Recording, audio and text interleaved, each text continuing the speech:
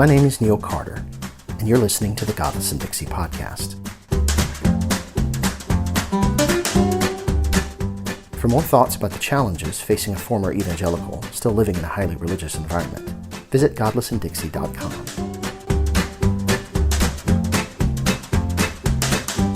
Paul, the true founder of Christianity.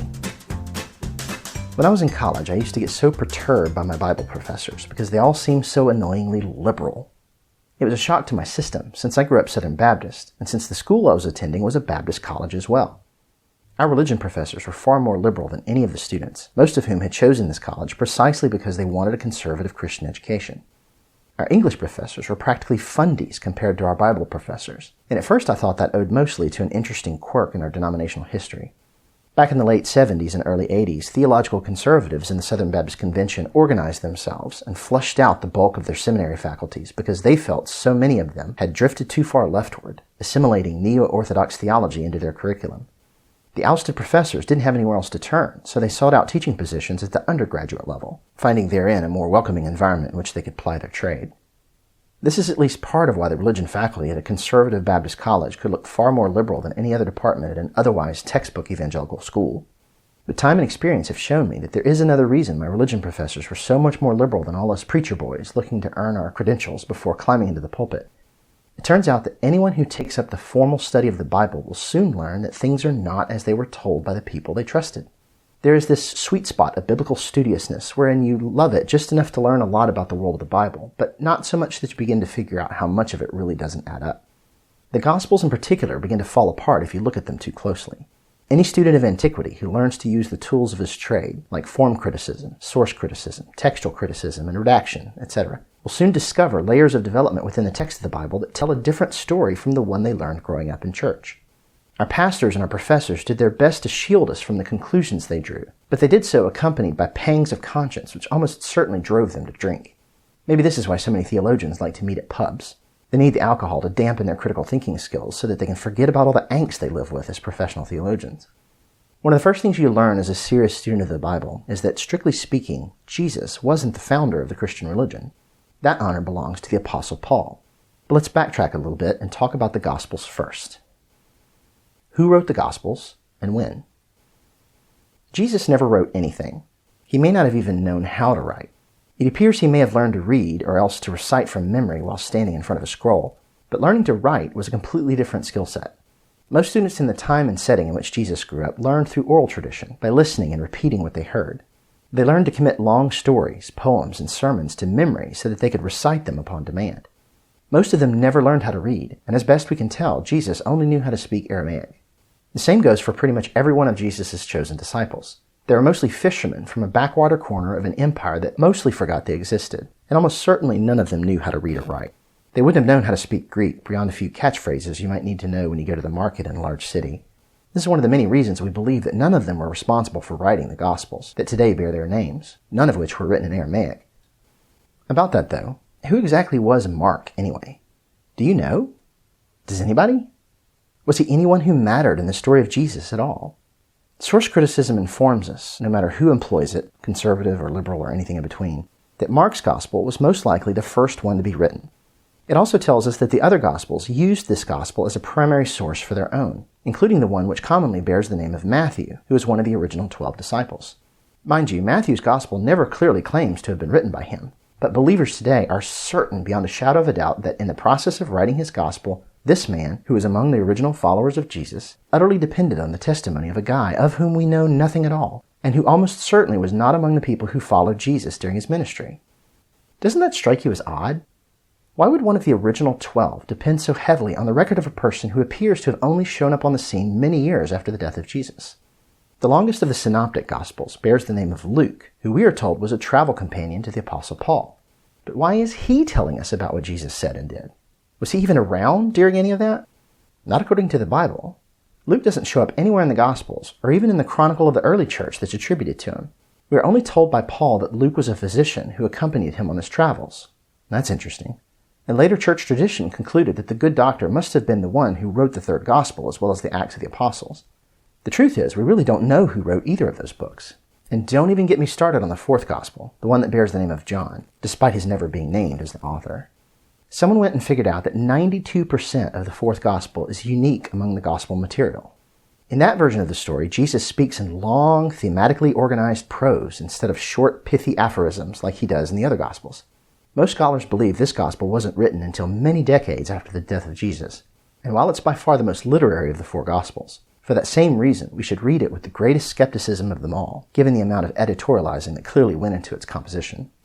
What matters most for our thinking today is that these gospels weren't the first Christian writings to be circulated among the surviving churches of the 1st century CE.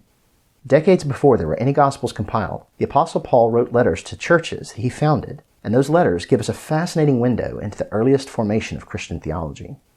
We learn first of early Christianity from reading the letters of Paul. The quirky thing about this is that Paul didn't even belong to the earliest strains of the religion. In fact, strictly speaking, if Paul hadn't come along, Christianity probably wouldn't have ever become a separate religion at all. That's why I and so many others call him the true founder of the religion. The earliest followers of Jesus were from Judea. They were Palestinian Jews, so to speak, based in Jerusalem. Because that city was a destination site for a yearly pilgrimage, people scattered all over the Mediterranean would regularly make their way to the Holy City, some of them multiple times a year. While there, many of them became exposed to an Essene-like apocalyptic offshoot of Judaism, which focused on the teachings of a rabbi named Yeshua, whose followers insisted he had died and had come back to life. They swore they knew several people who saw him. Traveling back to their homes scattered around the Roman Empire, the earliest Christians would have practiced a form of Second Temple Judaism, which factored Jesus in as the culmination of the Mosaic covenant, but which still demanded that anyone who wanted to follow this man's teachings would have to become a good Jew, getting circumcised, eating kosher, and observing all the special days and laws put forth by the scriptures we now call the Old Testament. For the first 20 years of the early church, these were the only kinds of churches there were. Somewhere into the early church's third decade, a new kind of church began to grow up around a dissenting voice among the teachers in the north, based in Syrian Antioch. A theologically educated leather worker from nearby Tarsus named Saul, or when he traveled to Greek-speaking places, Paul, began telling a story which many at first found hard to believe. He began telling people that he had seen the risen Jesus in a vision that he had had after being thrown to the ground in a kind of seizing fit, accompanied by a bright light that seemed to leave him blind for a couple of days. Many today see obvious signs of temporal lobe epilepsy in his story, a condition which produces seizures, robbing their victims of sight in varying degrees, and also causing them to see things that aren't actually there. The seizures come and go without warning, although they can be made more frequent by a grueling daily schedule involving little sleep, frequent danger, and a great deal of emotional stress, leaving the victim with a weakened body and often permanently damaged eyesight. As Paul once wrote at the end of a letter he had been dictating, "See what large letters I write with my own hand." After his vision, Saul, or Paul, became obsessed with rereading the Hebrew scriptures, well, technically the Septuagint, which had translated it all into Greek, in search of clues that would make sense of the coming of a Messiah that dies, which almost no one saw coming. If you've ever seen A Beautiful Mind, you know that a man determined enough to find patterns encoded within a text will find what he's looking for if he cloisters himself long enough to focus his energies on finding them. In fact, Paul, emerged from his studies armed with a litany of citations which he insisted foretold not only that Jesus was the promised Messiah for whom the Jewish people had been waiting, but that his message could be recontextualized into good news for people of every nationality, not just Jews, because the real basis for acceptance by Yahweh was found in believing the message of Jesus, not in following the outer requirements of the Mosaic Law. Perhaps he rediscovered this key to unlocking hidden meaning in the text after observing both Jews and Gentiles worshiping under the same roof in Syrian Antioch, partaking of the same ceremonial supper, and bathing in the same ceremonial waters of baptism. Whatever the inspiration, Paul saw within the text of the Old Testament a primer unlocking a secret code into a new meaning within the text that had been hidden from all the priests and rabbis before him. It also had escaped the notice of the original 12 apostles, evidently. Salvation redefined. Up until Paul's day, the Jews had been awaiting a kind of geopolitical Messiah who would destroy the enemies of Israel and restore the nation to its previous glory. He would either lead the armies of Israel to overthrow the Roman Empire, or else he would lead the people of God into a sort of spiritual revival in which they regained their moral center and became beacons of light admired by the rest of the world. Whatever the outcome, the means of achieving it lay almost certainly in an unqualified devotion to God's covenant with the nation of Israel. But Paul saw in the message of Christianity a new way to interpret Moses around the centrality of faith rather than adherence to the outward demands of the law. Quote, "So again I ask, does God give you his Spirit and work miracles among you by the works of the law, or by your believing what you heard? So also Abraham believed God, and it was credited to him as righteousness. Understand then that those who have faith are children of Abraham. Scripture foresaw that God would justify the Gentiles by faith and announce the gospel in advance to Abraham. All nations will be blessed through you. So those who rely on faith are blessed along with Abraham, the man of faith." Unquote. For what it's worth, we now know from studying the rabbinical literature of this time period that Paul was here creating a bit of a false dilemma. The version of Judaism he was using as a backdrop for presenting his own gospel, literally good news, was something of a caricature of the real thing, a straw man version of the religion against which his own message would stand out in starkest of contrasts. In reality, Paul's law versus grace dichotomy wasn't really a common issue in the era of Second Temple Judaism, but over time that's how Pauline churches came to see Judaism, and in retrospect they were so thankful that they were the beneficiaries of a superior message. It reminds me of the way people around me gush about Christianity being, quote, a relationship, not a religion. Clearly the Pauline way of looking at the Bible won out over all the others, and I can point to at least 2 or 3 reasons why it beat out all the others. Number 1. For one thing, Paul greatly expanded the appeal of the church by reinventing its message around faith rather than, well, becoming a good Jew. If Peter, James, and John had gotten their way, early Christianity would have died out during the 1st century along with the Essenes, with whom the early Christians had the most similarities. Alexandrian Christianity in North Africa celebrated the repentance message of John the Baptist as much as it did the message of Jesus, and you can even see the remnant of that offshoot in the person of Apollos. See Acts 18:24 to 19:10.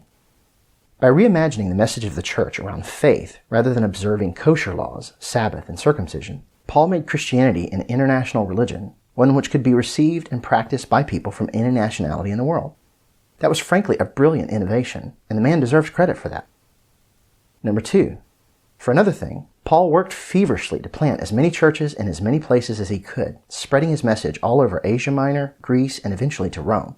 His tireless traveling and working day and night to provide for his own living expenses, a novelty among Christian ministers, multiplied his own churches numerically beyond those of the original 12, who appear to have been content to remain based in Jerusalem for decades after the death of Jesus. Number 3. Lastly, and perhaps most importantly, the destruction of the temple in Jerusalem around 70 AD wiped out the central cultus of the Old Covenant, destroying the identity of the Jewish churches beyond repair, scattering Jewish Christians to the 4 corners of the Mediterranean. When they fled from Palestine to the surrounding regions, they assimilated into the Pauline churches that followed his way of thinking over that of the earlier Judean churches. This led to a significant amount of conflict between the Jerusalem-centered version of Christianity and the Pauline model. Incidentally, it was these churches and their founder who later produced the writings that eventually became our New Testament, which would explain why Paul and his travels inexplicably take up half of the story of the early church in the book of Acts, with all the important people from the early days of Jesus' ministry quickly fading into the background, as if they were only around long enough to bring Paul into the picture. If you go back and reread the Gospels with all of this in mind, you'll notice how the themes that were most important to Paul seem also to be the most important to Jesus. Note how central death and the cross factor into the message of Jesus, when in reality he probably didn't anticipate his own crucifixion, but expected some kind of divine deliverance. Notice how often Jesus, after healing someone, says, "Your faith has made you well." When I first started reading through the Gospels, looking to see how much Jesus and Paul emphasized different things, I was struck by the similarities between their 2 messages. But in retrospect, it dawns on me that everyone whose writings survived to tell us about Jesus seemed to be people associated with Paul. Isn't that fascinating? Even if we accept a Markan authorship of the earliest Gospel, who the hell was Mark anyway? He was nobody at all in the earliest days of the church. And who was Luke? And why are we to trust that he was in a better position to lay out the facts than all the other Gospel writers? See his critical comment at the beginning of the Gospel. Did he mean to include Matthew's Gospel in his list of substandard reports on the words and deeds of Jesus? And if so, why are people today taking the word of a guy who never met Jesus over the account of someone who was supposed to be with him from the beginning? Honestly, once you start thinking about any of this, none of it makes sense. Except for this. The closer you were to Paul, the more your own take on things won out over time. Those were the churches which survived the Roman persecution, and those were the communities which produced the writings that eventually overruled all the others. That makes sense when you think about it, and that explains why Pauline theology wound up becoming the authorized version of Christianity for us today. There were other versions, some of which survived in North Africa for many centuries afterwards, and remnants can still be found today. You can look at the Roman Catholic and Greek Orthodox churches and trace the influences of other traditions that didn't get such an emphasis in the text of the New Testament, but which survived nonetheless through institutional preservation and an awful lot of funding. Theologies of the Protestant Reformation drew more heavily from returning to the text of the New Testament itself, and as a result, Paul looms much larger in the thinking of the strictest biblicists today. Evangelical churches today don't even see how much they read Jesus through the lens of Paul, but everything they know about him has been passed down to us through a narrow sieve of Pauline theology. For at least the Christianity of my own upbringing, Paul was most certainly the founder and chief theologian, not Jesus. Ironically, Paul almost never quotes Jesus, and virtually never makes reference to any of his teachings directly.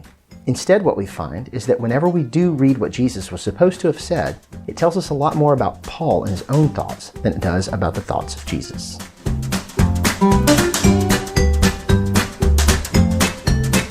Thanks for tuning in to the Godless and Dixie podcast. Be sure to subscribe, and while you're at it, check out the blog itself at godlessanddixie.com. If you're helped by what you've heard and would like to help me keep doing what I'm doing, you can become a sponsor through visiting patreon.com/godlessanddixie.